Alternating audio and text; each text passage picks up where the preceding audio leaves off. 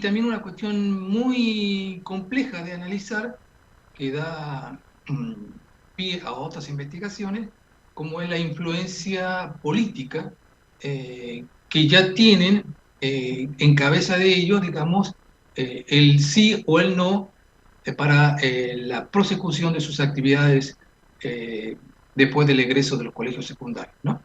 Esto es bastante llamativo, pero digamos que es lo real, es lo que se percibe, digamos, en cabeza de ellos para que puedan entrar al mundo del trabajo. Ni siquiera la pandemia, que también fue un punto que se trabajó, no fue considerado básicamente, pero sí también era muy trabajado la cuestión de ver el tema de que va a haber un desarrollo de la cuenca carbonífera, pero en el largo plazo. O sea, ahí existe también una situación de mejora, como ellos ven, en forma de perspectiva, como lo ven ellos positivamente, no hoy, básicamente, pero sí en 5 o 6 años más como que la cosa va a mejorar, ¿no? Así, para decirlo rápidamente, ¿no? Esas son, digamos, un poco las grandes amenazas que subyacen en cabeza de ellos y te lo dicen básicamente casi en la gran mayoría de los casos, ¿no?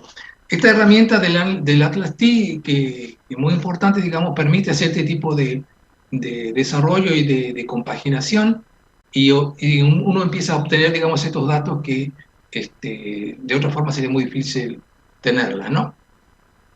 Eh, el tema que yo les decía de la cuestión política, creo que urge tomar conciencia de ello porque eh, actúa como un gran freno a su desarrollo. Finalmente se les pidió que pudieran analizar las capacidades que ellos consideraban o criterios para evaluar, digamos, los aspectos específicos que ellos esperaban que la gente vea y que esperaban que tengan ellos al egresar. Y hubo allí sí digamos, un sector de respuestas bastante parecidas, bastante semejantes, con mucha cantidad de respuestas, digamos, del mismo lado, y allí empiezan a aparecer lo que un poco, digamos, redondeando su respuesta, y esto también da pie a la validación del instrumento, como la comunicación, el pensamiento crítico, la parte de solucionar problemas, la interacción social, el aprendizaje e iniciativa personal, la formación ética. En cambio, el autocuidado, por ejemplo, tuvo respuestas que no fueron tan importantes, como que no fue una cosa que ellos lo tenían muy de lleno. El pensamiento globalizado, las tecnologías, que capaz que nosotros por lo general pensamos que esto era una cosa muy fuerte y no lo fue así, digamos, hubo respuestas bastante divergentes en ese sentido y obviamente el tema de la formación ciudadana como un punto fuerte, digamos, que también se dio dentro de la respuesta, ¿no? Y allí uno ya entonces con esto paneo rápido que me tocó hacer, digamos, uno puede observar cómo el alumno, el egresado, se encuentra con este mundo y los planteos que ellos creen que hay que hacer contra las cosas y oportunidades y amenazas que reciben, hacen un análisis bastante crudo con respecto a ellos mismos y con respecto a sus propios colegios secundarios y las orientaciones de esos colegios secundarios que les sean o no propicias para ingresar al mundo laboral. Finalmente, y cortito, ya cerrando, y de paso, digamos, le quería comentar, digamos, que esto me llevó a mí a plantear una confluencia de diferentes sectores de estos gestores y cómo en cada uno de estos sectores se iban o no produciendo relaciones positivas o negativas y en cada uno de ellos, estas diferentes zonas de confluencia, los análisis fueron, digamos, concluyentes y fuertes, crudos en otro sentido, en la medida en que uno va haciendo los diferentes tipos de análisis con las respuestas obtenidas, ¿no? Yo, por razones de más tiempo, no voy a seguir ahondando, pero básicamente, digamos, es a raíz de estas diferentes, de estos gestores y de diferentes zonas de confluencia, es donde se van sacando los resultados que, a mi entender, van a ir cerrando un poco lo que se pensó en la tesis como objetivo, digamos, y después se van dando diferentes líneas de investigación que, bueno, que son propuestas, digamos, a raíz de ello, ¿no? Disculpe que me pasé unos minutitos, le robé unos minutos a María Rosa, pero bueno, no sé, si hay alguna preguntita que me quieran hacer, quedo a la espera.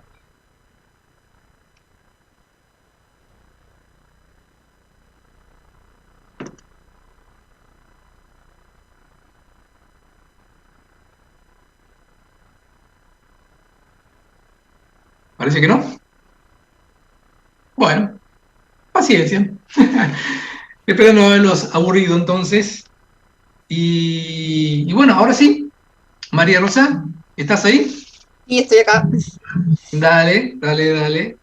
Bien, entonces presentamos ahora la disertación de María Rosa Cicciari, ¿así se Sí, pronuncia? sí, Bien. Chiari, sí, bien pronunciado. Bueno, titulada La pandemia por COVID-19 en localidades de la región patagónica, algunos impactos en la situación socioocupacional de pobreza y de bienestar subjetivo en base a indicadores seleccionados de la ETSA, OTSA-UCA dice, y mientras tanto le voy comentando que la Magister Cicciari es antropóloga, tiene una maestría en antropología social por la Universidad Nacional de Misiones, licenciada en sociología también por la Universidad de Buenos Aires. Se está doctorando también, muy bien, en sociología por la Universidad Católica Argentina. Se desempeña como asistente de investigación en el equipo de la encuesta de la deuda social argentina, del Observatorio de la Deuda Social Argentina de la Universidad Católica Argentina. Trabaja con Salvia. Así es. Ah, bien, perfecto. Actualmente es además profesora adjunta de Metodología de la Investigación Social de la Universidad Católica Argentina. Posee experiencia en investigación cuantitativa aplicada a las temáticas de la estructura socioocupacional en los mercados de trabajo regionales, habiéndose desempeñado por más de 15 años en investigación y docencia en la UNPA, Caleta Olivia, y en la prestación de servicios profesionales de asistencia técnica en consultorías sociales. O sea, toda una inminencia, digamos, María Rosa. Demasiada presentación.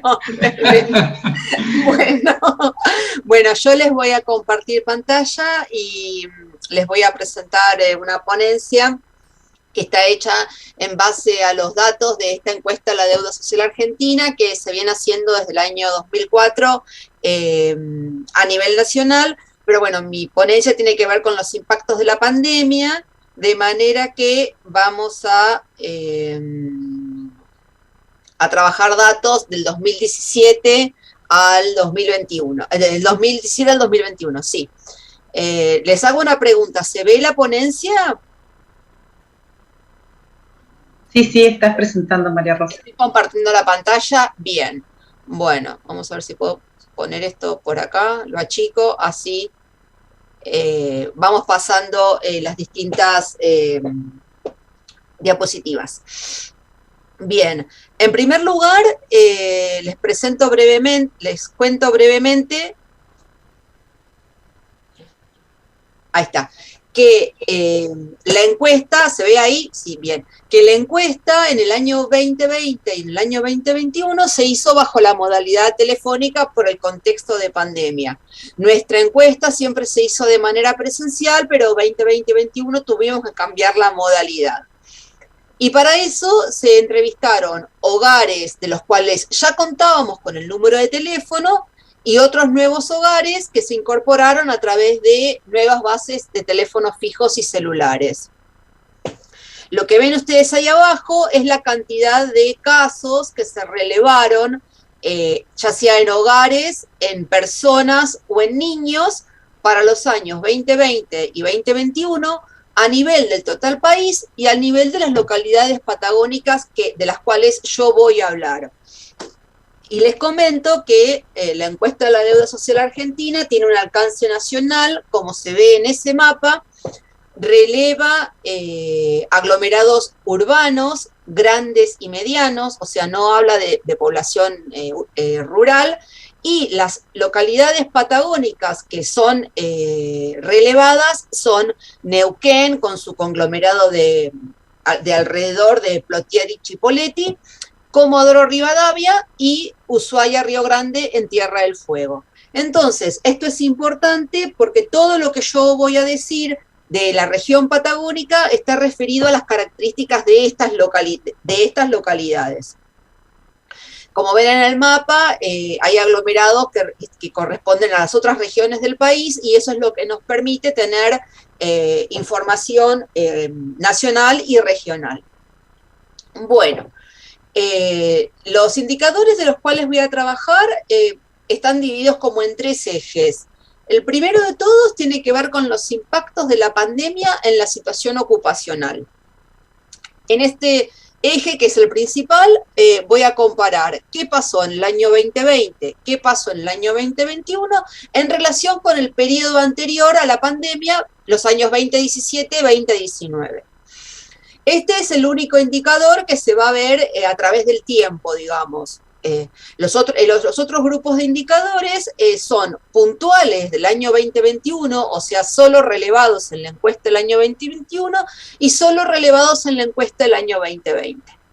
Los indicadores que relevamos específicamente en el año 21 son haber tenido COVID, o sea, se les preguntó a las personas si tuvieron la enfermedad, haber accedido a la vacuna, como dice ahí, la encuesta se hizo entre junio y septiembre del año 2021, entonces el acceso a la vacuna y el haber tenido la enfermedad es hasta septiembre del 2021, y haber sentido miedo a contagiarse de la enfermedad.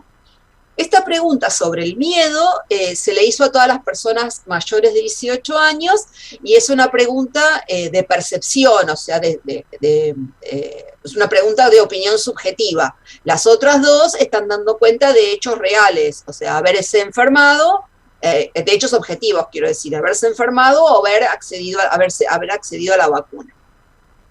Los indicadores del año 2020 que se relevaron específicamente en ese año son haber recibido el ingreso familiar de emergencia y también es una pregunta respecto de si las personas recibieron ese subsidio o no, y una pregunta de percepción que tiene que ver con los efectos de la cuarentena, del aislamiento y del encierro sobre la convivencia en el hogar. O sea, que hay preguntas de tipo más descriptivos, objetivos, y hay preguntas de percepción, tanto en el año 2021 como en el año 2020. Y como ustedes ven ahí, este análisis se hace a través de comparando las regiones, comparando las condiciones de actividad y la situación de pobreza, y en cuanto a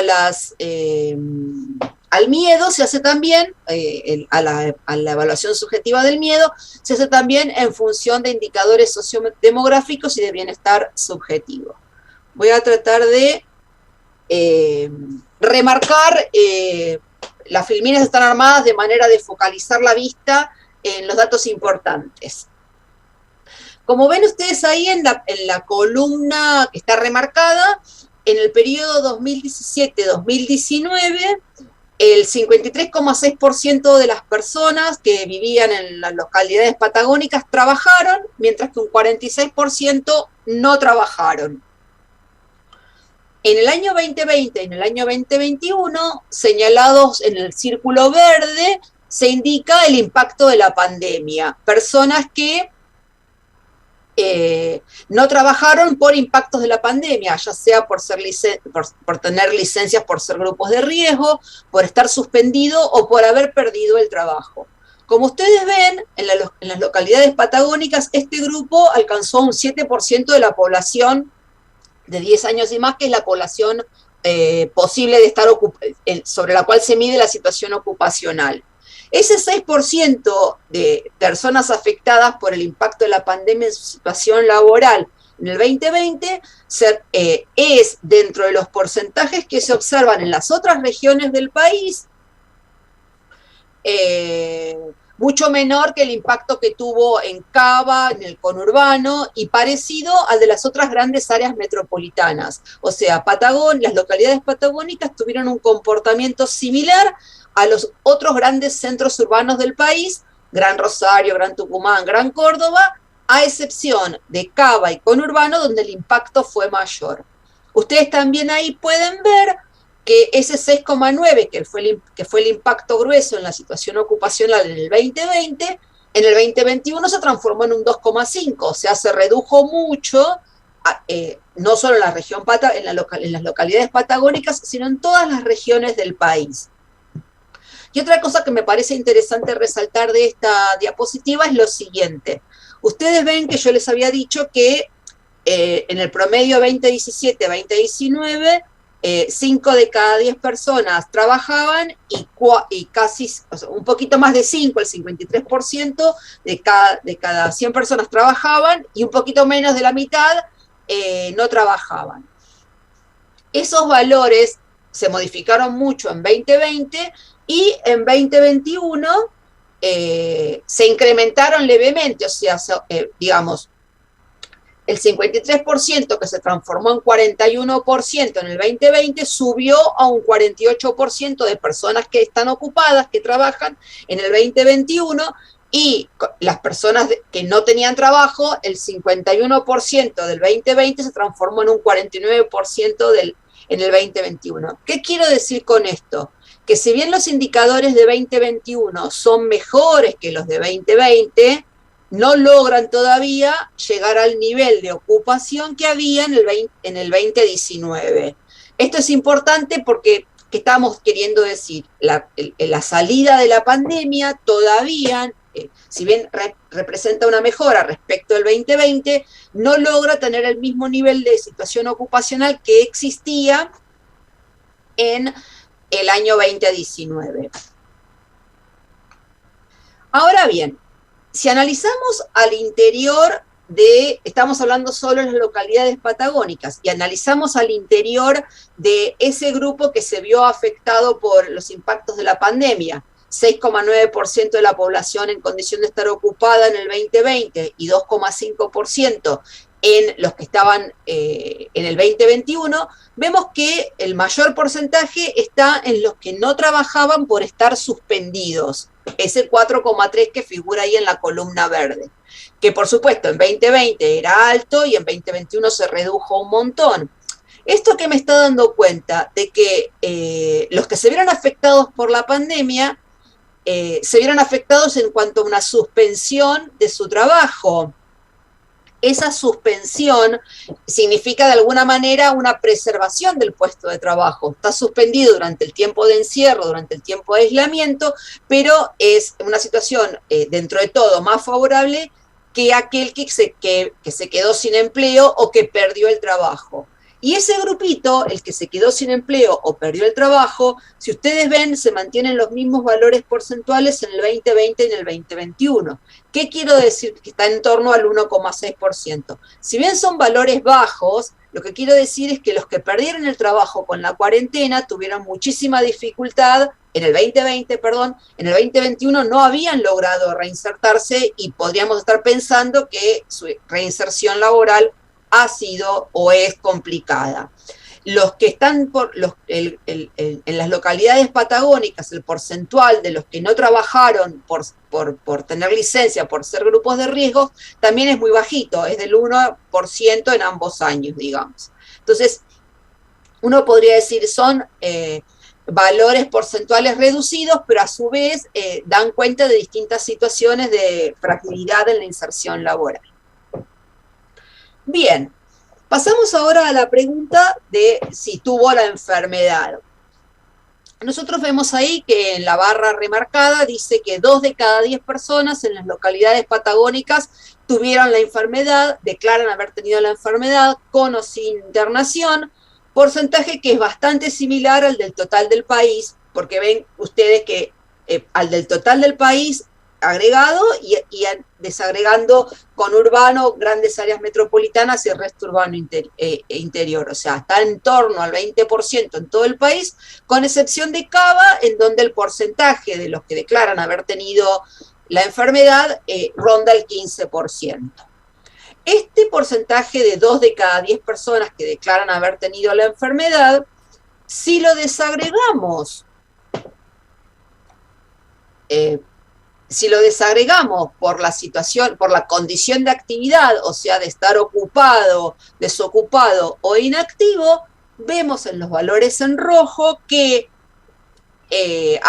declaran haber tenido la enfermedad un poco más de ese 20%, un 25% que son ocupados, le siguen los inactivos, o sea, los que no trabajan, y le siguen los y por último los desocupados. O sea que las personas ocupadas son las que levemente superior al promedio declaran haber tenido la enfermedad. Y los valores de las localidades patagónicas en cuanto a condición de actividad son bastante parecidos a los valores, por lo menos en el caso de los ocupados, del total país. Si vemos la misma proporción de quienes declaran haber tenido la enfermedad según situación de pobreza por ingresos, ese 20% que observamos en las regiones patagónicas, que ese 20%, si lo discriminamos por pobres y no pobres, encontramos que declaran haber tenido la enfermedad un porcentaje levemente superior de no pobres por ingresos versus pobres por ingresos. Si ustedes se fijan, en el total país, si distinguimos pobres y no pobres, el porcentaje es bastante parecido, o sea, un 20%, ya sean pobres o no pobres, declaran haber tenido la enfermedad. Pero en las localidades patagónicas es un poco más elevado la cantidad de no pobres, porque estamos hablando de situación de pobreza por ingresos y evidentemente en Patagonia hay una situación relativamente mejor que en el total país en cuanto a condiciones de situación de pobreza. Ahora, si cruzamos las tres variables, condición de actividad y situación de pobreza, vemos que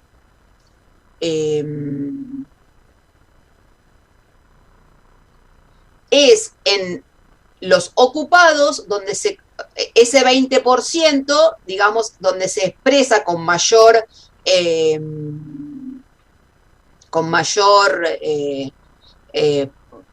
peso porcentual, es en los no pobres, ya sean ocupados o ya sean desocupados. Esto es porque, digamos, el peso de los ocupados en todas las personas de acuerdo a su situación de pobreza es mayor, ya sean pobres o no pobres. Ahí. Bien. Ahora pasamos a presentar el acceso a la vacuna. Ya les había dicho que era el acceso a la vacuna hasta septiembre del 2021. Se les preguntó si accedían a una dosis, a ambas dosis, 2 dosis, que era lo obligatorio hasta esa fecha, o si no se vacunó. A nivel país vemos que la distribución es de casi 3/3. 1/3, 32,7, accedió a una dosis, 1/3 accedió a 2 dosis y un poquito más de 1/3 no se vacunó. Esto a nivel del total país. En las localidades patagónicas nos encontramos con una distribución en donde el 35% accedió a una dosis, el 20% accedió a 2 dosis y el 44,2% declara no haberse vacunado. Entonces, a nivel nacional tenemos que 6 de cada 10 accedieron a la vacuna y en Patagonia tenemos 5 de cada 10 accediendo a la vacuna. Igual de todas maneras, digamos, el comportamiento es similar al conurbano bonaerense en cuanto a porcentuales, porque tanto en otras grandes áreas metropolitanas como en el resto del interior del país, el porcentaje de acceso a la vacuna es más parecido al total nacional y en Cava es más alto, digamos. Nosotros acá tenemos un 55%, que el total nacional es parecido, que el total nacional es más alto, es del 60%. Si observamos el acceso a la vacuna según condición de actividad y situación de pobreza, nos vamos a focalizar en quiénes son los que no accedieron a la vacuna, siempre en las localidades patagónicas.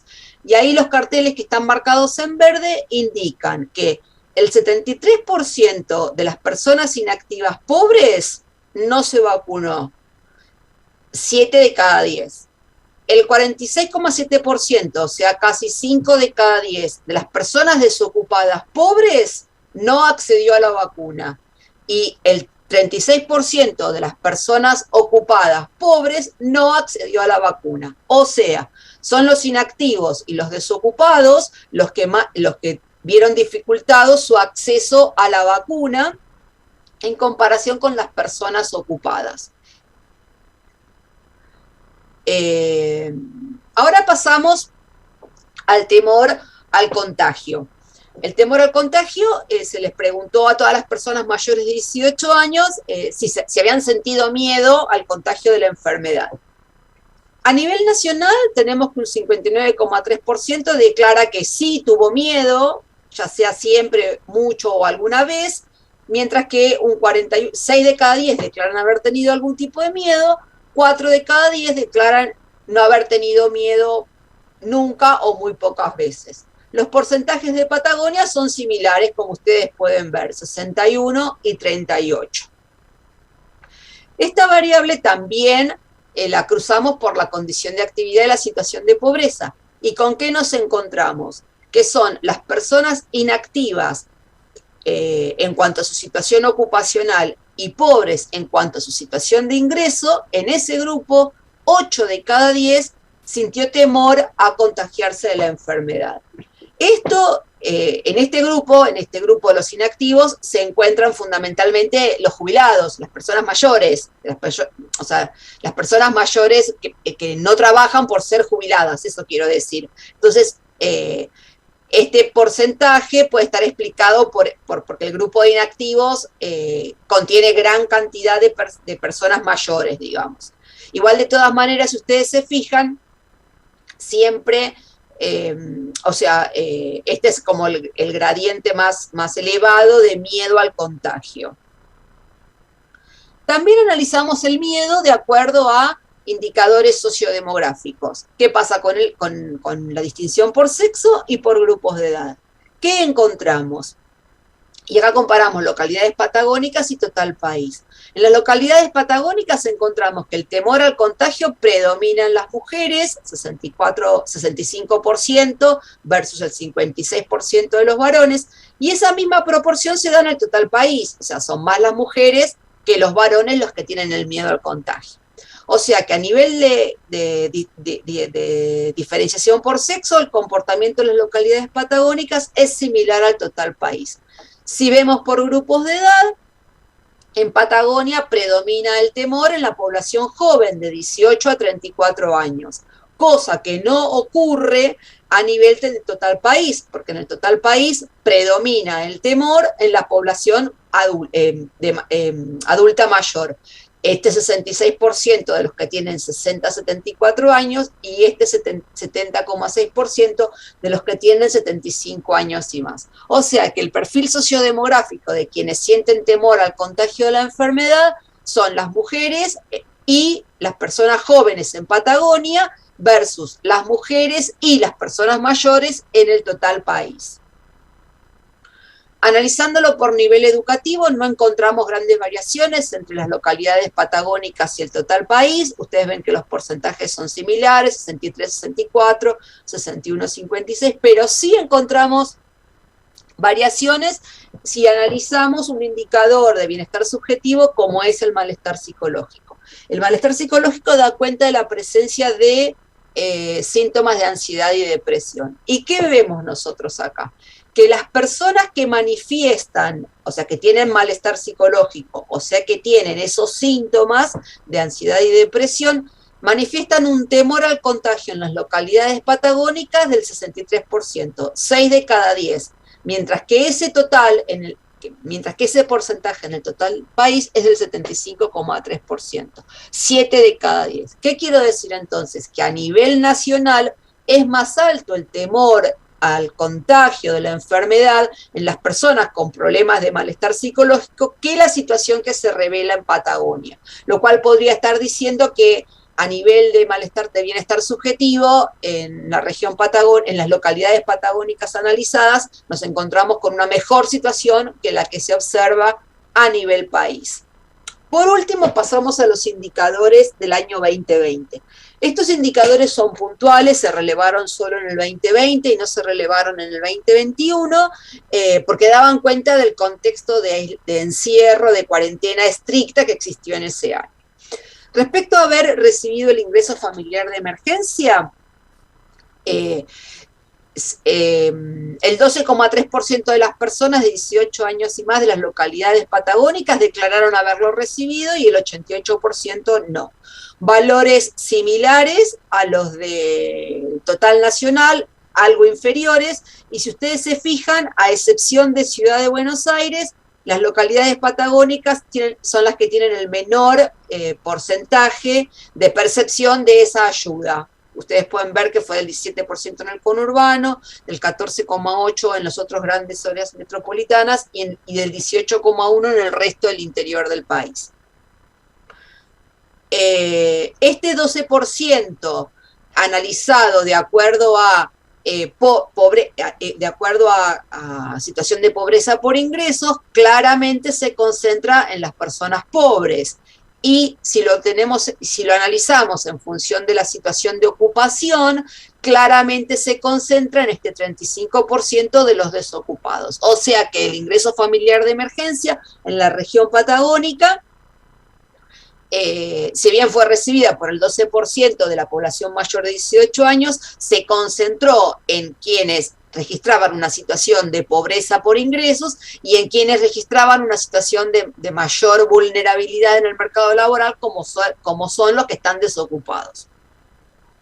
Primero los desocupados, seguido por los inactivos y por último los ocupados, digamos, porque el ingreso familiar de emergencia atendía a las poblaciones más informales.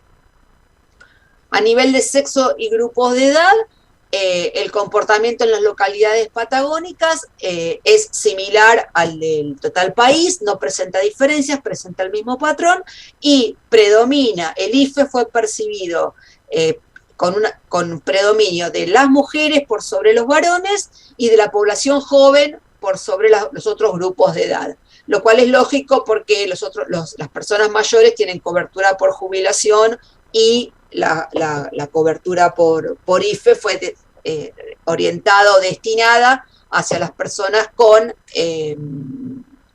mayor informalidad.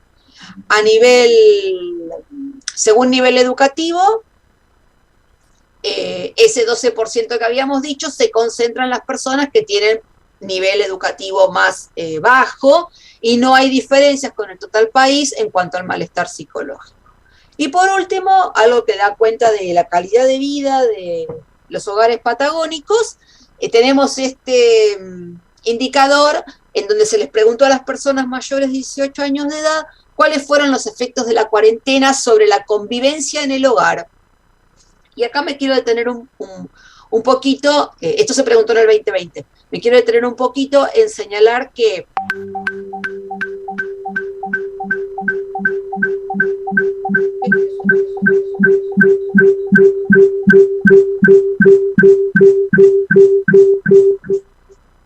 ¿pasó algo? Bueno, ¿se me escucha? Sí, se escucha. Hace un momento lo que sucedió es que quedó, digamos, como, no sé, trabado el internet, algo se detuvo y no te escuchábamos y había un eco extraño. Pero bueno, ahora sí. Bueno, seguimos acá. Perfecto. Les paso a comentar la filmina que tiene que ver con los efectos de la cuarentena sobre la convivencia en el hogar. Como ustedes ven ahí hay remarcado un 13,7% que declara que la convivencia mejoró durante el periodo de la cuarentena 2020 en las localidades patagónicas analizadas. Ese 13,7% está en sintonía con el 12,7% nacional, O sea que no presenta grandes diferencias en cuanto al mejoramiento de la convivencia. El grueso de la población en todo el país declara que la pandemia, el encierro, no generó grandes cambios en la convivencia en el hogar, como se ve en las columnas naranjas. Pero lo que sí presenta un porcentual reducido en las localidades patagónicas respecto de todas las otras regiones es en la categoría gris, que habla de empeoramiento de la convivencia. O sea, Patagonia presenta un porcentual de mejoramiento un poco más elevado que el total nacional y un porcentual de empeoramiento disminuido respecto al total nacional y de los otros aglomerados. El porcentaje de los que mantuvieron la misma situación es similar al total nacional, y el porcentaje de los que viven solos, que es en amarillo, es un poco más alto, a excepción de la ciudad de Buenos Aires, que el resto del país. O sea que, contra lo que nosotros esperábamos de que la gente manifestara cambios negativos en cuanto a la convivencia, el resultado de esta pregunta, que es una pregunta también de percepción, fue que el grueso, 6 de cada 10, señalan que la cuarentena no tuvo grandes inconvenientes en cuanto a la convivencia en el hogar. Bueno, la idea era presentar, tal vez de una forma, les dejo, estos son nuestros datos para contacto, para conocimiento de lo que nosotros, desde el Observatorio de la Deuda Social Argentina, producimos como información, y la idea era presentar todos estos indicadores, tal vez de una forma un poco rápida, pero como para dar cuenta de los impactos de la pandemia en la situación ocupacional de las localidades patagónicas que se relevan desde la encuesta del Observatorio de la Deuda Social. Cualquier pregunta de aclaración o de profundización de alguno de los temas, tal vez pasen algunos muy rápido.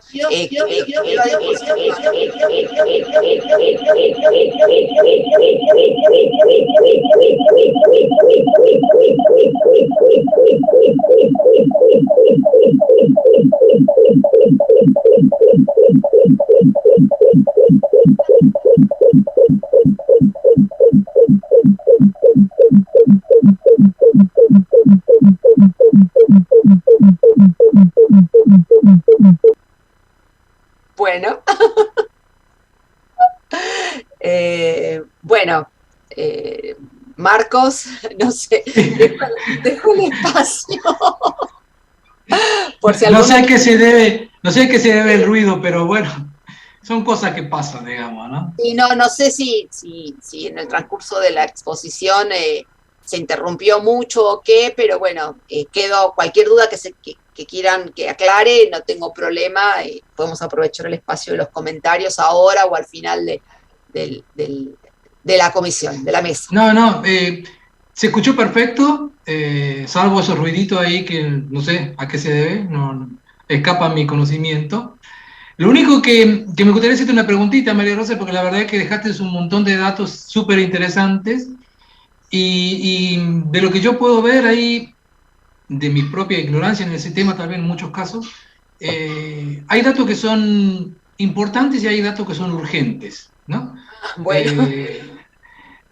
Me parece que desde el punto de vista académico me gustaría preguntarte qué sería para vos datos muy importantes y datos muy urgentes, digamos, de toda esa cantidad de información que arrojaste, y que vos crees que, digamos, tendríamos que tratar de ir respondiendo, tal vez profundizando, tal vez trabajando políticas que sean importantes y urgentes, ¿no? Bien, en principio a mí me parece que la utilidad mayor de toda esta información es posicionar a la región patagónica, a las localidades de la región patagónica en el contexto nacional, o sea, identificar en qué cosas la región patagónica tiene calidades de vida o estándares de vida similares, mejores o peores en relación con el total nacional, porque eso te cambia la perspectiva de cómo uno ve la realidad local. Y eso a mí me parece que es un gran aporte, porque en general todos los estudios se hacen sobre los grandes centros urbanos y no sobre las regiones. Igual, de todas maneras, esta encuesta focaliza en 3 aglomerados urbanos, que ninguno es de Santa Cruz. Entonces uno podría decir, bueno, esta información me está dando cuenta de una realidad regional, no de una realidad local, pero podríamos estar viendo comportamientos más o menos parecidos a nivel regional. Por ejemplo, esto que yo marcaba de que el impacto de las situaciones laborales de la pandemia, de suspensiones, de licencias por grupos de riesgo, de pérdida del empleo y no poder reinsertarse en el empleo. Si ustedes ven y comparan qué pasa en la región patagónica con lo que pasa en el resto del país, es mejor lo que pasa, más allá de todo el impacto que pudo haber tenido puntual en la región patagónica, en relación con el resto del país, relativamente la situación es mejor, digamos. Otro dato que sí es importante, que ese sí me parece importante, y que hasta, si bien se midió en esas 3 localidades, es muy probable que pase en todas las localidades los mismos, es que el repunte 2021 todavía no alcanzó el piso en el que estábamos en el 2019. Y ese piso 2019 era bastante, digamos, no auspicioso, porque teníamos casi mitad y mitad entre los que trabajaban y los que no trabajaban, digamos. Entonces, eso sí es una cuestión como más urgente y que sí es como más generalizable. Después las preguntas de percepción y las preguntas de hechos puntuales que no se repitieron, como ser el miedo al contagio o el acceso a la vacuna, los que nos permiten es posicionarnos en comparación con el total del país. Es una información descriptiva que no sé cuántos estudios tienen la posibilidad de comparar, digo, no hacer el estudio local sin poder comparar. Entonces esa información me parece que es de utilidad, pero es más bien de tipo descriptiva. Lo que nos tiene que servir para pensar problemas para adelante es la información que nos permite comparar, como la primera de todas que se presentó, y que nos damos cuenta que si bien hubo repunte, no logramos los niveles anteriores, que de por sí no eran buenos. Entonces ahí sí hay que intervenir de alguna manera. Muy bien. No sé si te aclara. No, sí, por supuesto. Sí, muchas gracias. No, por favor. ¿Alguna otra pregunta, gente? Parece que no. ¿Fueron dejando sus datos ahí en el chat? Hay que hacerlo porque después nos van a tirar la oreja que no ponemos la información correspondiente a la asistencia y bueno, tenemos que cumplir con esa cuestión, ¿no? Bien, vamos a dar paso ahora a otro bloque en el cual nosotros como miembros del ITEC nos propusimos hacer un paneo rápido de algunos trabajos que se están realizando dentro del instituto. Ustedes recuerdan que, digamos, como un fundamento de esta jornada se llama, digamos, la participación del ITEC, y a partir de allí nos dimos un pequeño espacio para hacer nuestras presentaciones de nuestros proyectos, ya sea que están en vigencia o que están terminando, ¿no?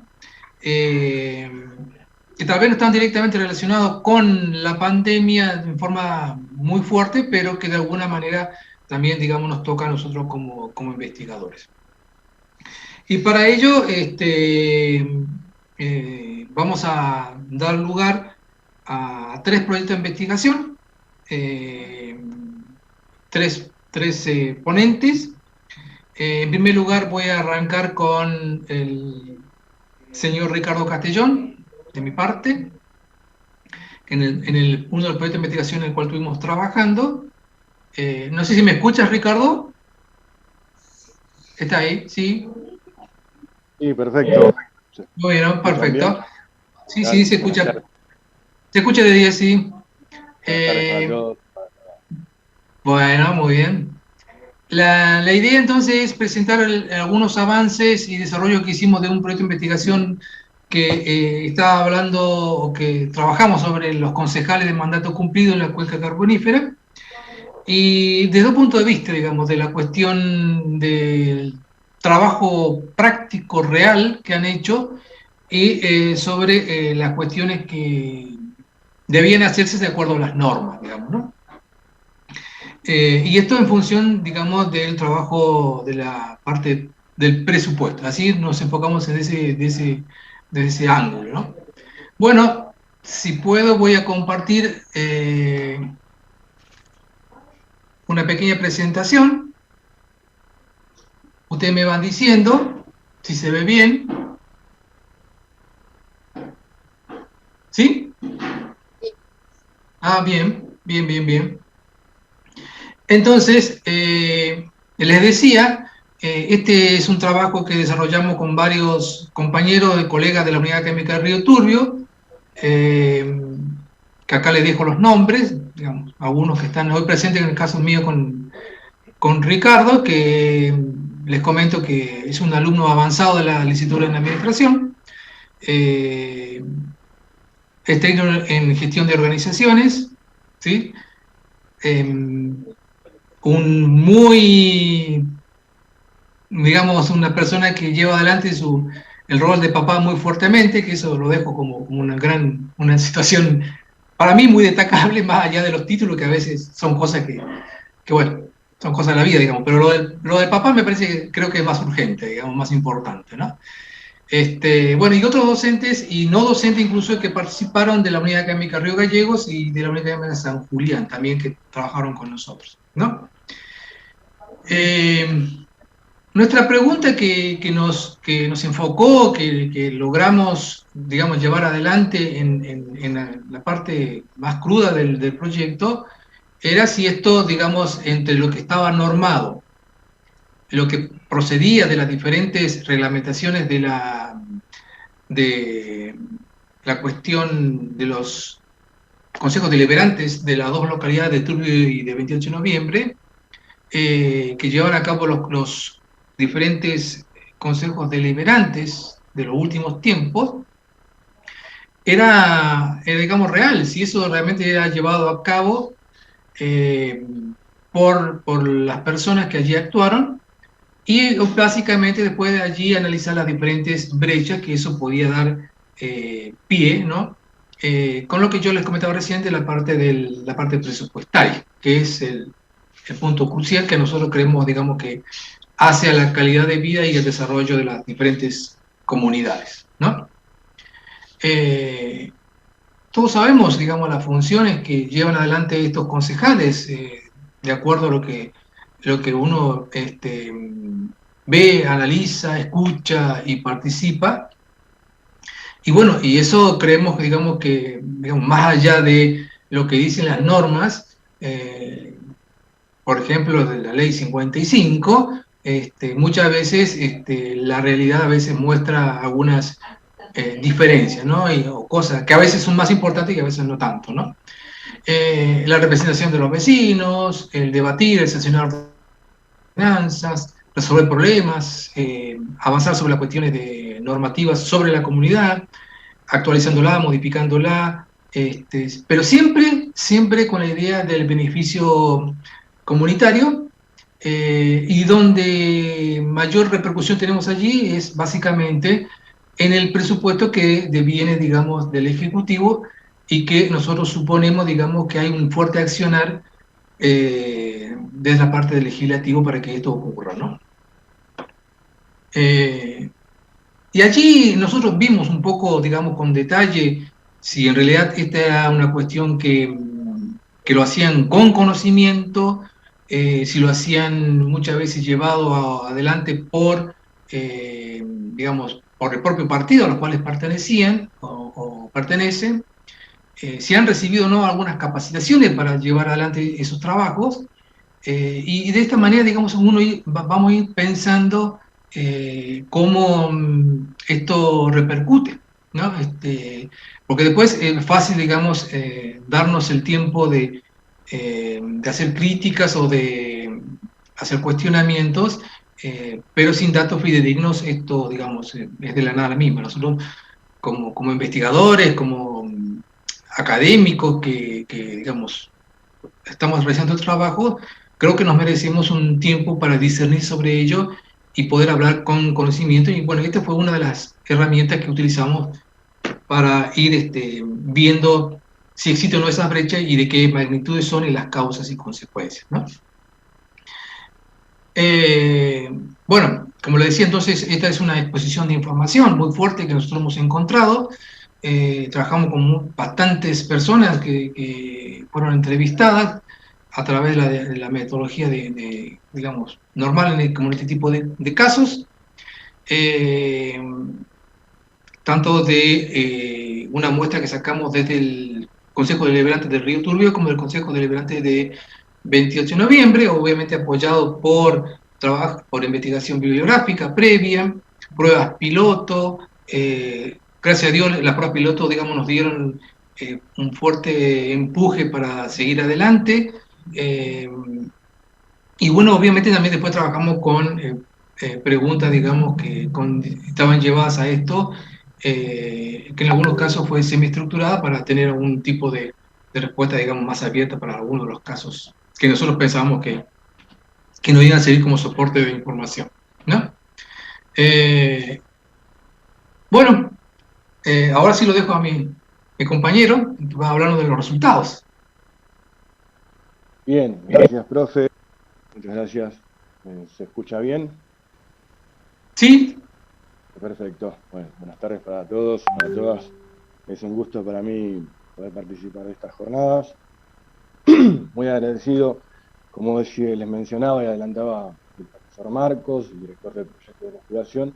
Voy a comentar brevemente algunos resultados, porque hemos obtenido muchos a partir de la prueba piloto, que consistió en un cuestionario que se les realizó entre unas entrevistas que se realizaron a concejales mandato cumplido en este caso, cuyas respuestas y resultados fueron ordenados, organizados en 6 ejes básicos.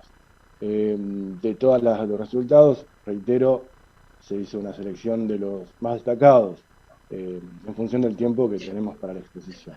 Paso a comentar que, por ejemplo, con respecto al eje 1, que tiene que ver con las actividades que conforman el desempeño, el rol de concejal, los legisladores han respondido con algunas diferencias en cuanto al enfoque del rol que tienen, manifestando que, por ejemplo, algunos deben legislar en materia de orden local, producir ordenanzas y resoluciones, y también adherir a las leyes provinciales. Otros ediles hacen hincapié que son funcionarios que representan al pueblo y deben controlar la actividad del Ejecutivo Provincial. Una respuesta llamativa. Bien, con respecto al eje 2, la que tiene que ver puntualmente con la elaboración del presupuesto, se presentaron determinadas deficiencias, manifestaron los ediles mandato cumplido, que han determinado que hay deficiencias en las labores y conceptualizaciones con respecto a la normativa o a las normativas vigentes, que tienen que ver con ciertas debilidades en las experiencias de los cargos, pero en general que se aprecian con mayor exactitud en los roles de los ediles. El eje 3, que tiene que ver con la ejecución y el control presupuestario, evidencia las respuestas, evidencian que la continuidad de las problemáticas, una continuidad de las problemáticas que ya se fueron mencionadas, pero muestran ciertas deficiencias del proceso, producto de la influencia política, destacando los ediles, partidaria. El eje 4, que tiene que ver con los recursos, arroja que hay una serie de conocimientos y alternativas sobre recursos presupuestarios que surgen de la real actividad de los ediles y especialmente del grado de autonomía del ente municipal. El eje 5, que hace referencia a la comunicación, la transparencia y la participación ciudadana, se puede avisorar que se diagnosticó el proceso presupuestario en general y sus deficiencias operativas, especialmente en la fase comunicacional, tanto en lo que respecta al emisor como al receptor, pero se manifiestan muchas posibilidades concretas de mejoramiento. Y el eje 6, que tiene que ver con la asesoría técnica, capacitación y el desarrollo, bueno, este eje permitió continuar pensando alternativas de mejora al observar que hay brechas, como se podía suponer al principio, entre lo normado y lo ejecutado. Bien, hasta aquí estas son las respuestas, los resultados que han sido seleccionados, y ahora doy paso al profe nuevamente para que comente rápidamente el aspecto que tiene que ver con la discusión. Bien, gracias Ricardo. Sí, la verdad que, digamos, estos diferentes ejes en los cuales armamos la herramienta de trabajo tuvieron, digamos, diferentes indicativos o indicadores, mejor dicho, ante la respuesta, sobre todo con lo que nosotros estamos buscando con respecto a las brechas, ¿no? ¿Y esto por qué, digamos? Porque cada uno de los ejes iba mostrando diferentes tipos de acercamientos, o no, con relación a lo normado y contra lo practicado, digamos, ¿no? Y a raíz de ello yo aquí le estoy mostrando un poquito, digamos, para no caer en reiteración, digamos, donde en los diferentes ejes se encontraban mayor o menor grado de brechas significativas y que a nuestro entender, digamos, siendo una investigación bastante peculiar, porque trabajar sobre las cuestiones políticas y su influencia dentro de los consejos deliberantes, nosotros ya digamos, uno lo entiende básicamente por nuestra situación de vida social, pero aquí ya nos fue dando idea de cuáles son, en qué lugares hay más o menos brechas según lo que uno está planteando, ¿no? Pero que esto tampoco nos lleve a pensar o a darnos, digamos, una situación de urgencias o de escándalos, sino una vez determinados estos, bueno, a partir de allí, generar, que es una de las propuestas que nosotros tenemos como equipo de investigación, generar nuevas líneas de trabajo, mayor profundización de las cuestiones a solucionar, digamos, ¿no?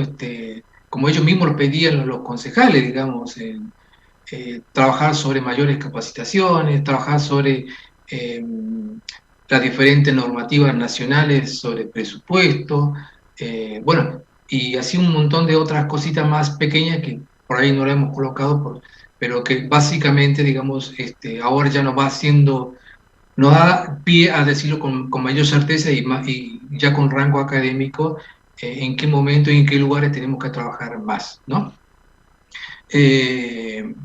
Bueno, y también ahí un poco habían situaciones en las cuales los fundamentos de un lado daban lugar a otras cosas en otros ejes y como en otros casos digamos, se iban aportando datos, ¿no? Nosotros eso digamos, también fue bastante bueno, bastante esperanzador, digamos, de que nuestra información se iba afirmando con los diferentes tipos de respuestas que íbamos encontrando. Y básicamente también esto porque nos encontramos con una serie de ediles que ya habían pasado por su trabajo hace un buen tiempo contra otros que estaban, digamos, en el trabajo en el momento o que recientemente habían dejado de ser concejales. Y eso, digamos, esto nos lleva a pensar que, digamos, que la situación no ha cambiado por ahora, digamos, ¿no? Esto obviamente nos da, como le decía recién, digamos, pie a pensar en desarrollar nuestro trabajo, a aportarlo hacia los organismos, digamos, que son atinentes a esto y que tienen influencia para el mejor desarrollo de políticas, porque todos entendemos que el presupuesto local de las comunidades, digamos, y que pasan por el estamento legislativo, perduran, tienen efectos y, digamos, tienen influencia en los años que se van trabajando. Por lo tanto, no es una cuestión menor, todo lo contrario, es una cuestión muy importante, digamos. Y a raíz de ello es que nosotros, como equipo de investigación, lo pensamos, digamos, para que, bueno, se lleve adelante, que nuestro trabajo, digamos, no quede ahí, sino que tenga mayor desarrollo posterior.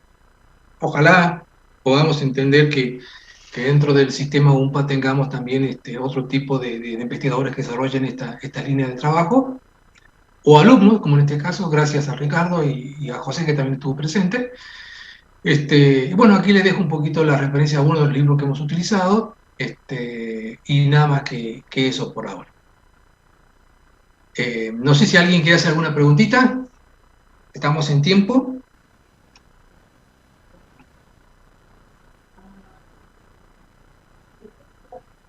Parece que no. Parece que no. Bueno, tengo que seguir, gente, porque ya nos queda poco. Tenemos que ir cerrando nuestro trabajo de la Comisión 1. Mañana continuaremos. Mientras les voy avisando que la conferencia del licenciado Abrigo es a las 12 horas, así que ahí los espero a todos, ¿sí? Que nos va a hablar sobre el impacto de las nuevas técnicas organizativas digitales. Es un empresario bastante poderoso en Argentina, así que eso lo vamos a tener a mediodía y después algunas ponencias más a la tarde, ¿no? Bien, entonces el otro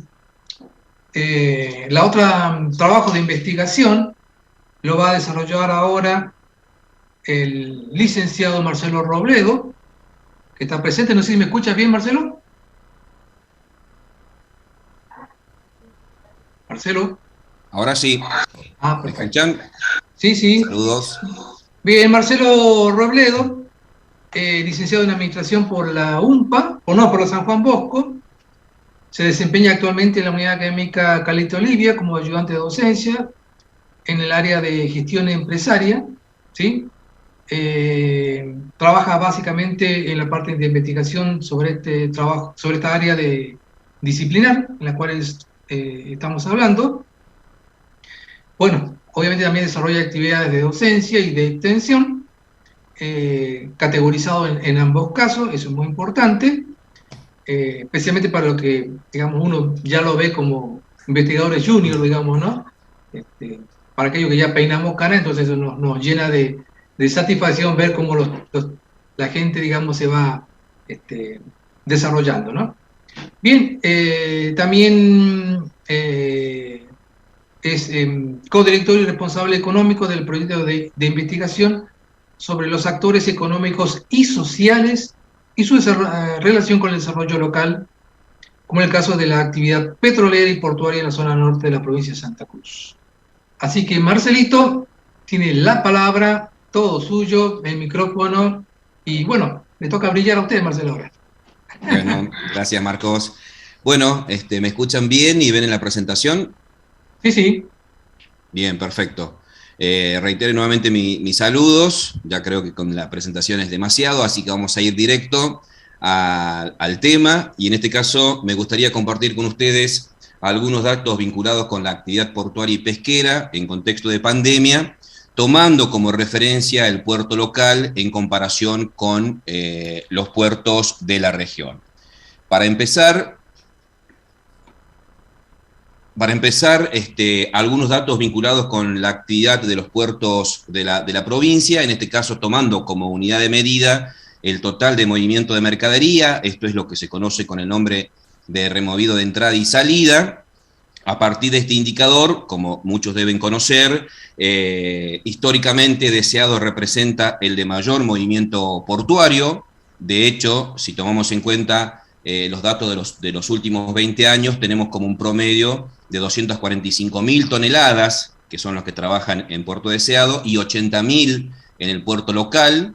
Es decir, de acá podemos sacar una primera conclusión, que el 90% de la mercadería que ingresa y que sale de los puertos de Santa Cruz, el 90% lo hace por estos dos puertos principales.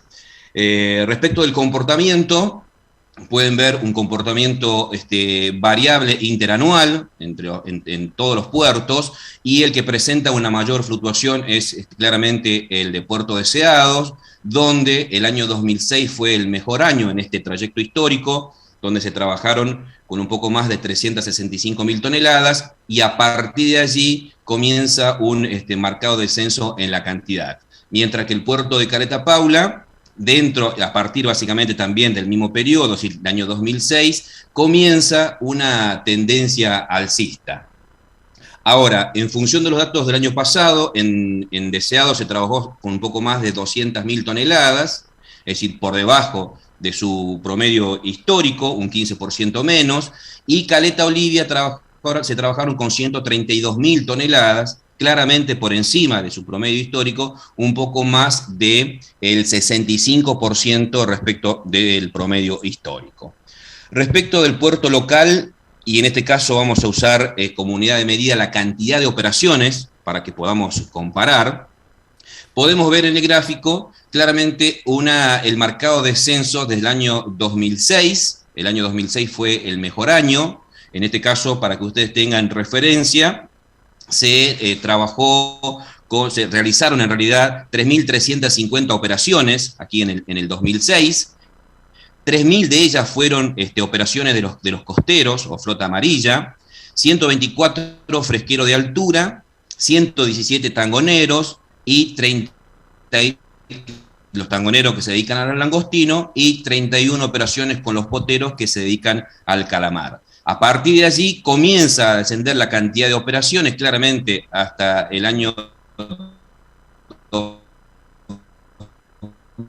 2017, donde hay un cierto... realizaron un poco más de 1.000 operaciones, el 64% de ellas corresponden a la flota amarilla y un 26% a otros buques pesqueros como los tangoneros, los fresqueros de altura, es decir, que el 90% de las operaciones que se realizan en el puerto local corresponden a operaciones que se realizan con barcos dedicados a la pesca. En relación al promedio histórico, el promedio histórico son 1.900 operaciones, 1.535 operaciones promedio de los costeros, como se puede ver, una disminución de casi el 60% respecto en el 2021, y los otros buques pesqueros estuvieron este año por encima del promedio histórico, que son 240 operaciones. En el 2006 se habilita en la planta de almacenamiento de combustible. En un año se realizan un promedio de 20 operaciones con un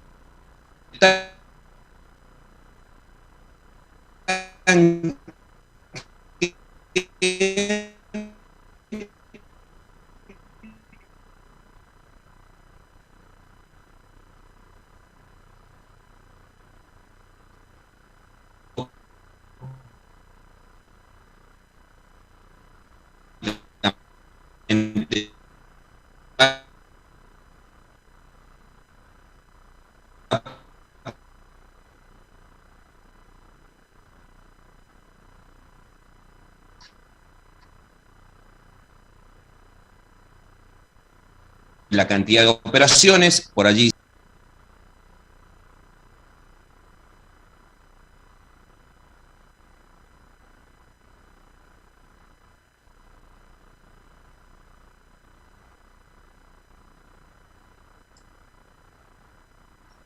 se cortó allí. Sí, se cortó, Marcelo. Sí, se cortó. Ahora se está retomando. ¿Ahora me escuchan? Sí, ahora sí, volvemos. ¿Y se ve la presentación? Ahora sí, también. Bien. Y lo último que quiero, el último dato me parece más interesante, es marcar que el comportamiento del puerto local depende del comportamiento y de la cantidad de operaciones que realizan los barcos pesqueros de flota amarilla o los tipos de rada o ría. Con estos datos podemos señalar que, si bien es cierto, el puerto de Caleta Paula es un puerto multipropósito, porque de hecho se realizan algunas otras operaciones, como por ejemplo vinculadas con el astillero local, creo que podríamos señalar del que se trata de un puerto pesquero y que se dedica fundamentalmente al fresco. En ese contexto, entonces, nos interesa conocer un poco más el sector para ver en qué medida o cuál es el impacto que tiene el puerto en la pesquería nacional y regional. En este sentido, me parece, lo primero que se me ocurre destacar es que de hace ya muchos años, décadas diría yo, en distintos trabajos científicos, incluso en las publicaciones periodísticas, aún más en los discursos de los principales actores de la política y de la economía nacional, vienen marcando el potencial que tiene la pesca en Argentina. Esto es básicamente por dos cuestiones: la extensión del mar argentino y su biodiversidad, y también por el impacto que tiene en la balanza comercial, ya que se trata de un sector que estructuralmente es superavitario como consecuencia de la relación entre los niveles de consumo internos y los niveles de exportación. Sin embargo, ese potencial no termina de concretarse, e incluso más hay datos como los niveles de captura o la incidencia en la pesca global, que cada vez son más desalentadores, o al menos no son los alentadores que uno esperaría. Por ejemplo, un informe elaborado por la Organización de las Naciones Unidas para la Alimentación y la Agricultura, tomando como datos lo que pasó en el 2018, se señaló que Argentina ocupó el puesto número 21, aportando solo el 1% del total, que es cerca de unas 800.000 toneladas, muy por debajo de los principales productores como China, que aportó un 15%, o como Perú, Indonesia, Rusia o Estados Unidos. Esos niveles de captura se siguen sosteniendo en el tiempo, incluso hay una leve tendencia a la baja. Si vemos los totales de los últimos 10 años, podemos ver que no hay grandes variaciones interanuales y que el promedio se sostiene entre los 770 y las 780.000 toneladas. A lo largo de la costa argentina debe haber un poco más de 20 puertos que trabajan con la pesca, por lo menos en una cantidad importante como para poder individualizarlos y gran parte del año, pero solo en 2 de ellos se desembarca el 65% del total de la captura. Así lo muestran los datos de los últimos 20 años, donde en Mar del Plata, por supuesto, como un puerto preponderante, se desembarcó la mitad de la pesca, y en segundo lugar, con un porcentaje claramente inferior, un 17%, en Puerto Madryn.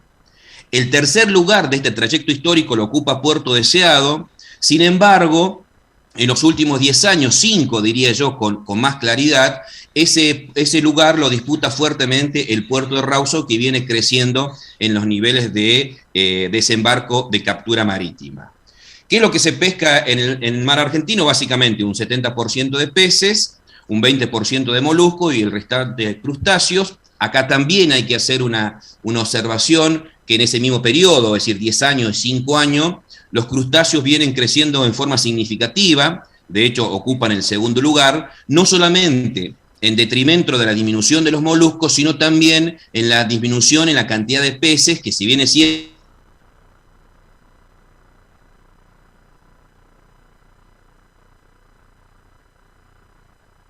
la subespecie, la merluza argentina, es claramente la predominante, con un 60%, en un segundo lugar, muy lejos, entre un 7 y un 10%, la corvina, y cuando hablamos de molusco, hablamos básicamente del calamar Ilex, y cuando hablamos de crustáceo, estamos hablando de langostinos. Bien, se escucha, voy bien, porque a veces me aparece la señal de conexión inestable. ¿Se escucha bien y ven bien? Se escucha, en algún punto se cortó, pero brevemente, ¿no? Pero se ve bien, eso no te preocupes. Bien. En el año 2021 la captura fueron 780.000 toneladas, el 45% se desembarcó en Mar del Plata. En el cuarto lugar, acá ya pueden ver que Rawson ocupa el tercer lugar, en el cuarto lugar con un 8%, y en el sexto lugar, con 22.100 toneladas, un poco menos del 3% está el puerto local. Con la preponderancia de Mar del Plata, más otros puertos como Ingeniero White o Quequén, el 50% se desembarca en Buenos Aires, el resto en los puertos patagónicos, en la provincia de Chubut un 32%, y en tercer lugar, la provincia de Santa Cruz, con un poco más de un 10%.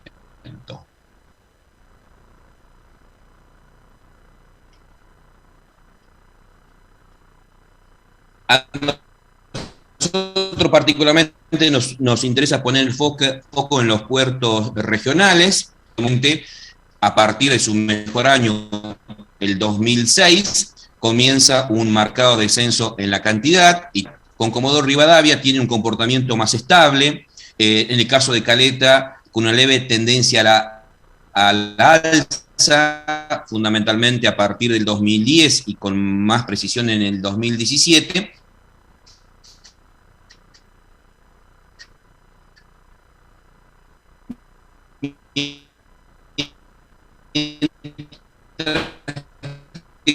Comodoro tiene una leve tendencia. Ese es el promedio histórico de los últimos 20 años. ¿Qué es lo que pasó en el 2021? En Caleta Olivia se desembarcaron 22.000 toneladas, es decir, levemente por debajo de su promedio, pero la mitad de lo que fue su mejor año en el 2002 con 44.000 toneladas.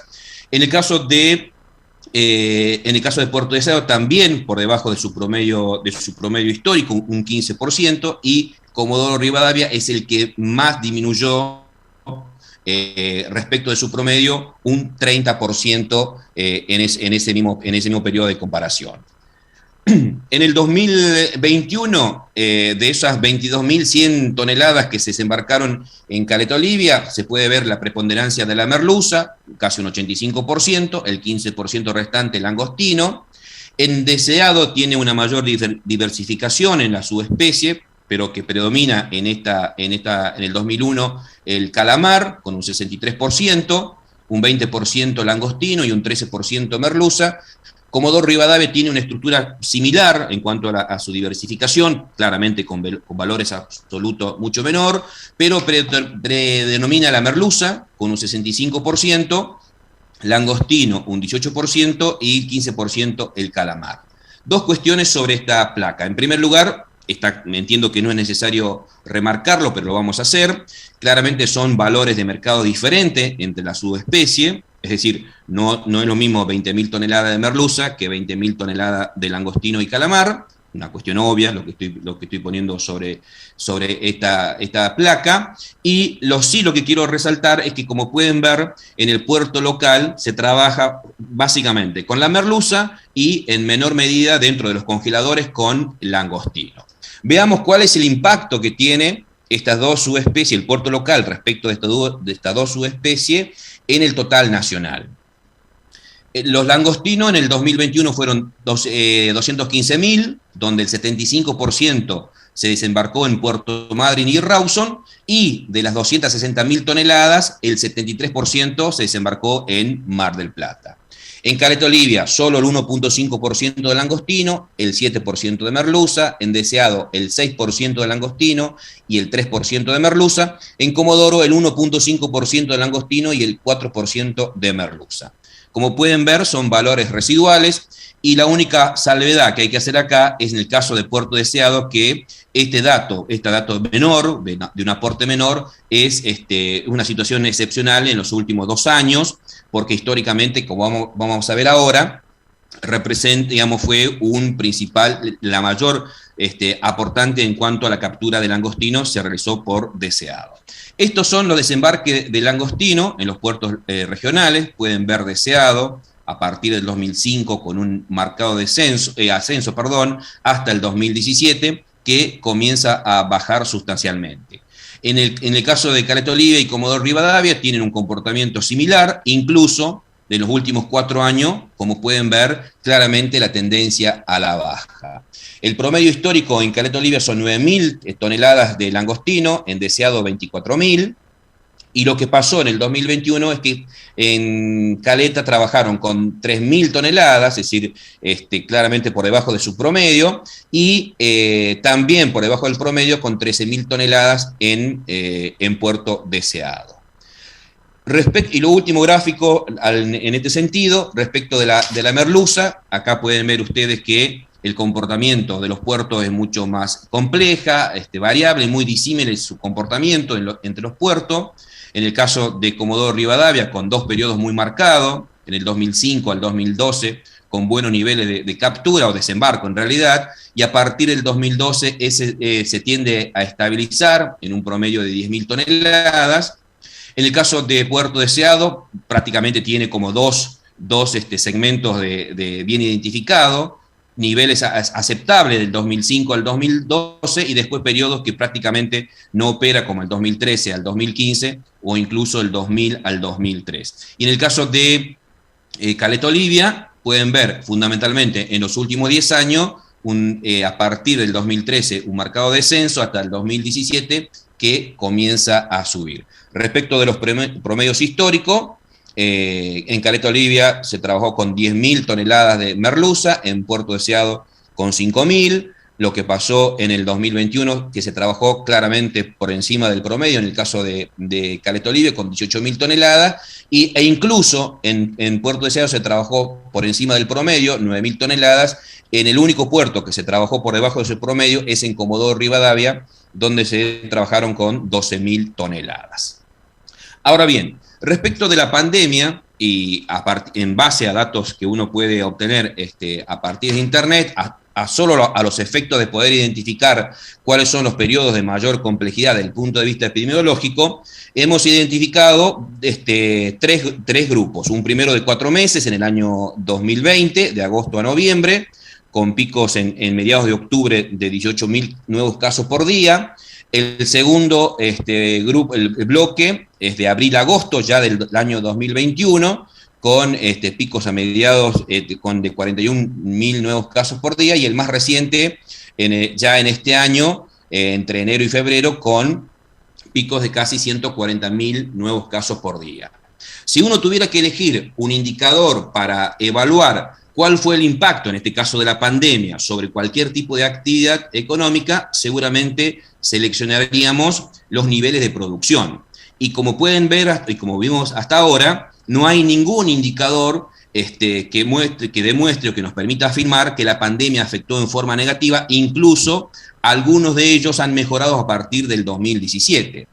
Para corroborar esta apreciación, hemos realizado un cuadro, en este caso, un cuadro comparativo mes por mes, lo que pasó en el 2021 en relación a un promedio, pero más breve, del 2017 al 2020, y como pueden ver, se tiene un comportamiento muy similar, incluso en algunos meses se trabajó por encima de ese promedio. Lo que sí es cierto que en ese periodo que nosotros identificamos como periodo de mayor complejidad del punto de vista sanitario, se trabajó por debajo del promedio. Sin embargo, el impacto anual no fue tal. De hecho, el promedio de estos 4 años son 19.700 toneladas, y como vimos anteriormente, en el 2021 se trabajaron con 22.100 toneladas en el puerto local.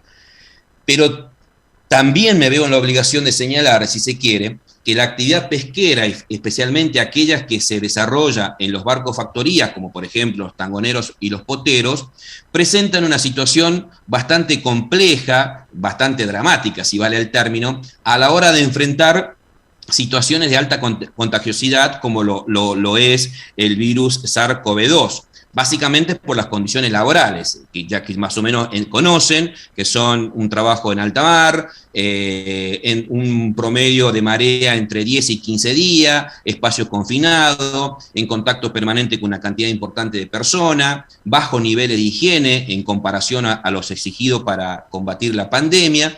Esto hace claramente que se produzcan situaciones muy complejas, como lo fue en su momento el cierre de Puerto Madryn en el 2020, la muerte de un maquinista en alta mar, prácticamente se contagió el total de una tripulación en un barco en Puerto Deseado, lo mismo ocurrió en Puerto Madryn, algo similar pasó en Caleta Olivia. En definitiva, y ya para cerrar, un poco ratificando lo que planteamos recién, que desde el punto de vista de la cantidad de operaciones y desde el punto de vista de la cantidad de mercadería movilizada, no hay un impacto por la pandemia, pero sí se dieron en estas situaciones de extrema gravedad, y que la actividad, fundamentalmente lo que se desarrolla en los buques, fue muy afectada. Y lo último, ya una cuestión más de cierre general, creo que hay que destacar la importancia que tiene el desarrollo económico territorial, que nos permite organizar el territorio, y en este contexto no podemos soslayar la idea o el hecho de contar con un puerto y con todos los recursos y las actividades costeras y marítimas que eso representa. En el caso de la provincia de Santa Cruz, tiene importantes desafíos en materia portuaria y pesquera. Respecto de la actividad portuaria, como vimos, de los 4 puertos operables, el 90% se realizan en Deseado y en Caleta Olivia. Allí hay una posibilidad para trabajar en la diversificación, aumentar la cantidad de operaciones en los otros puertos, en Punta Quilla y en San Julián. También vimos que el 90% de las operaciones corresponden a barcos dedicados a las pescas. Allí también hay una posibilidad de diversificar los servicios que prestan los puertos. Y si bien es en materia de pesca, si bien es cierto, habíamos señalado que es la tercera provincia en captura, pero solo aporta un poco más de una décima parte del total, allí, en este caso, las estrategias para trabajar en este sentido son un poco más complejas, porque depende de muchos otros factores, fundamentalmente del comportamiento biológico de las subespecies que son, digamos, cada vez van migrando y se van dando fundamentalmente en los puertos más al norte. Por eso es que puertos como Rawson o Madryn van aumentando permanentemente la cantidad de captura. Y en el caso de Caleta da Paula es una situación mucho más compleja. Hay cuestiones que se deben dar previamente, discusiones, analizar los pros y los contras de seguir viéndose como un puerto multipropósito o como lo es en gran parte del mundo, que son puertos especializados, si es conveniente o no, en qué medida consolidar la actividad pesquera, teniendo en cuenta de que la cercanía de Puerto Deseado, que lo administra la misma unidad ejecutora, y que Deseado claramente tiene una relación de la sociedad con la actividad, y en tercer lugar, bueno, discutir las cuestiones vinculadas con el perfil que uno pretende darle al puerto local. Eso es todo, espero no haber sido extenso y no haberlos aburrido fundamentalmente.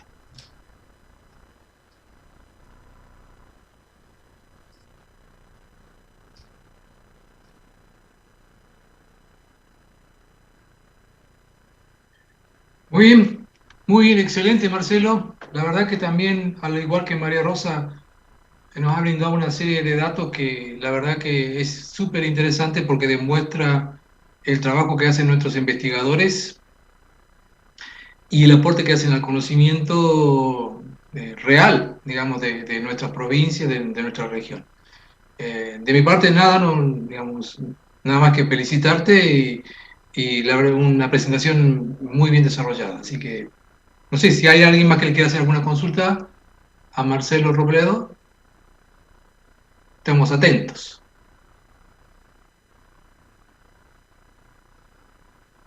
María Rosa.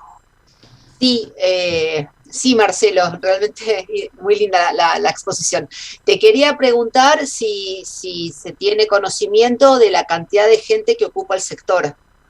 Y si durante la pandemia la cantidad de gente que ocupa el sector portuario disminuyó, si tuvo variaciones o no, por todo esto que contabas de las condiciones laborales que son bastante como complicadas en el contexto de pandemia. Si hay datos sobre eso, digamos. Sí, tenemos datos, generalmente tenemos la posibilidad de hablar con las autoridades del puerto, entonces ahí tenemos como las personas que están afectadas directamente a la actividad del puerto, ¿no? Que son las empresas que están radicadas y la parte de administración, y después hay una estimación de la cantidad de personas que están involucradas a partir de la actividad de las pescas, que son las que incluso en algunas ocasiones se lleva la materia prima para que puedan trabajar en Deseado porque no dan basto con las plantas. Se estima un promedio de 1.000 personas afectadas con la actividad. El único cambio que se vio, no en la cantidad, sí en la necesidad de reorganizar el personal que trabaja allí, ¿no? En función de los protocolos, y eso implicó que, por ejemplo, que se haya detectado una persona con contagio, bueno, todo ese grupo se veía afectado, es decir, no la cantidad, sino sí se vio afectado la reorganización de personal.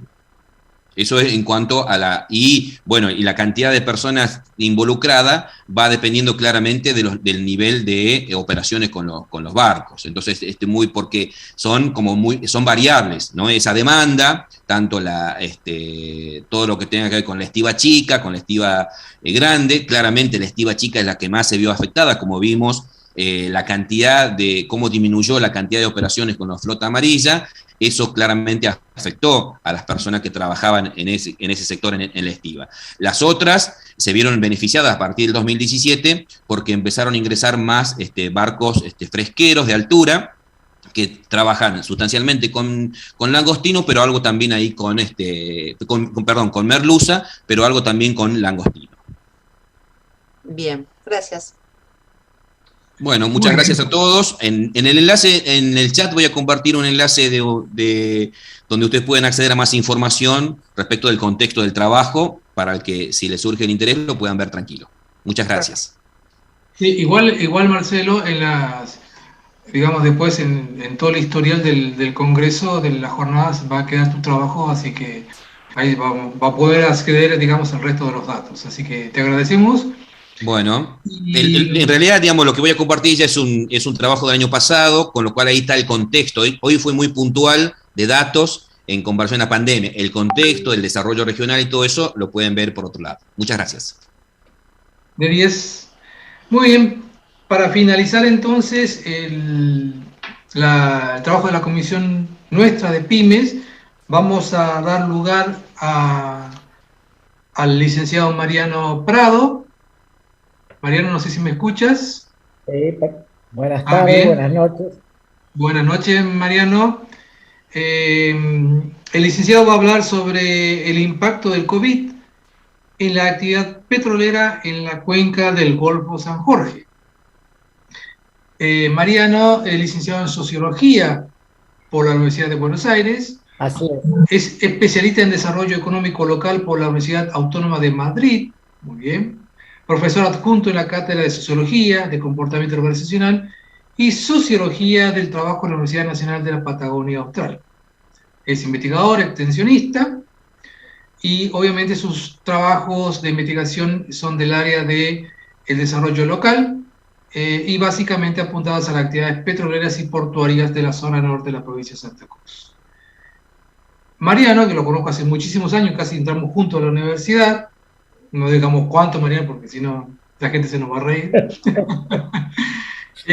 Fue director del ITET hace un tiempo, ahora es nuevamente director del instituto, secretario de investigación y posgrado, y también fue vicedecano junto al señor Daniel Pandolfi. Así que, Mariano, todo suyo, el micrófono es un momento. Bueno, a ver, 2 o 3 así cuestiones. Primero y principal, todos los que me precedieron desarrollaron exposiciones en base a datos, todas muy contundentes y excelentes, las exposiciones. Lo mío es más, podemos decir, como un conversatorio acerca de los impactos o no, porque después cuando uno ve algunos datos, ve que, digamos, no podemos hablar demasiado de impacto de la pandemia sobre la actividad petrolera. Pero para contextualizar un poco la exposición, no tengo presentación, pero para contextualizar un poco este breve reseña que voy a hacer, en realidad con Marcelo venimos trabajando hace muchos años. Marcelo es el codirector del proyecto, venimos trabajando ya hace varios años, con muchos de acá ya nos conocemos también hace mucho, no vamos a decir cuántos, como decía Marcos, con los cuales hemos compartido distintos espacios, tanto profesionales como de trabajo en la universidad. Y en este marco, como decía, hace años que venimos trabajando en proyectos vinculados al tema de las pequeñas y medianas empresas. En sus primeras etapas trabajábamos las pymes de servicios petroleros, o sea, la actividad petrolera siempre fue un eje para nosotros en la investigación, y después también se fueron incorporando, bueno, también trabaja con nosotros Alberto Salazar, que es economista, y recientemente se incorporó Laura Córdoba, vinculada más a las áreas de educación, pero más allá de eso, o sea, somos un equipo interdisciplinario, pero más allá de eso, se incorporó todo el tema de la actividad pesquera, que es la que desarrolló Marcelo, y la idea seguramente es, porque está también en pleno desarrollo, en algún momento incorporar la actividad minera, está en pleno desarrollo en la zona norte. Desde la meseta central a la zona norte está en pleno desarrollo todo el tema de la minería. En realidad, lo que nosotros venimos desarrollando es una investigación que año a año le vamos actualizando los datos de tendencia. En el caso en el cual yo estoy trabajando, las tendencias tanto de... ¿Se escucha bien? Porque dice que tengo inestable, también se puede llegar a escuchar mejor. No sé si se escucha bien, Marcos. ¿Se escucha? Se escucha entrecortado, Bien. Mariano. Bueno, voy a apagar la cámara. Dale, dale, dale. Entonces, porque quizás se pueda escuchar mejor. Cualquier cosa me avisa. Yo igual estoy mirando la pantalla, así que cualquier cosa me avisan. Les decía, desde hace años, uno de los ejes que venimos trabajando es como el tema de cómo evoluciona la actividad, tanto gasífera como petrolera. En el caso nuestro, por ser de la cuenca del Golfo San Jorge, la actividad petrolera es la principal. Hay escasa actividad vinculada al gas, pero venimos desde hace años con Marcelo compartiendo también esos artículos, trabajando el tema de las tendencias, por lo menos a nivel de la producción. Y como otro eje, el tema de las pymes, ejes que por supuesto se juntan y se van viendo en conjunto, pero cada uno con ciertos objetivos particulares. El marco teórico un poco que une todas estas tendencias, inclusive más allá de las actividades, también las actividades, la actividad portuaria, como planteaba Marcelo, está asociado al tema del desarrollo territorial. Un poco ese es nuestro marco teórico que va siendo el que nos va como guiando en los distintos ejes. Y en base a eso tomamos como distintos autores que, más que todo, la bibliografía de autores españoles que han trabajado mucho, algunos han sido profesores míos y han trabajado mucho todo el tema del desarrollo local, el desarrollo territorial y el tema de también de las pequeñas y medianas empresas, fundamentalmente de origen regional. En ese contexto, ustedes saben que la actividad petrolera, digamos, hay como tres grandes grupos de empresas, que son las grandes empresas operadoras, tanto nacionales como internacionales, donde en el caso de la zona norte claramente es YPF. De hecho, YPF tiene el 65% de la producción petrolera de toda la zona norte de Santa Cruz, o sea que es el principal jugador. Y en el caso del Chubut, como área geográfica que compartimos, es Pan American Energy. Ese es uno de los grandes grupos. Hay otros también, fundamentalmente en el sur de Chubut, pero que son los dos grandes jugadores, como solemos decir nosotros. Después tenemos las empresas internacionales y nacionales también de servicios petroleros, que son las que hacen generalmente los servicios de mayor complejidad, ¿no? La exploración, la perforación, todos los servicios asociados a las primeras etapas a partir de que se descubren los pozos o los yacimientos. Y por último, lo que nosotros llamamos las pequeñas y medianas empresas, que por supuesto tienen origen nacional y regional, que son el grupo más importante de empresas que hay en la cuenca y las que emplean la mayor cantidad de mano de obra dentro de esta actividad, y que son las más sensibles. Todo esto viene también a cuenta de un poco después de hablar del impacto, son las más sensibles a los impactos económicos, y en el caso de la pandemia, no solo, sino también sanitarios. Así que eso se vio como ahora cuando hable del tema de los actores, ahí hay algunas cuestiones para resaltar. En el caso de las tendencias, en realidad, por eso yo decía al principio de la exposición, me dice, bueno, Hubo una pandemia sanitaria que todos sabemos los impactos que tuvo a nivel mundial, nacional y también regional. ¿Y qué pasó con estas actividades? Y acá hay también una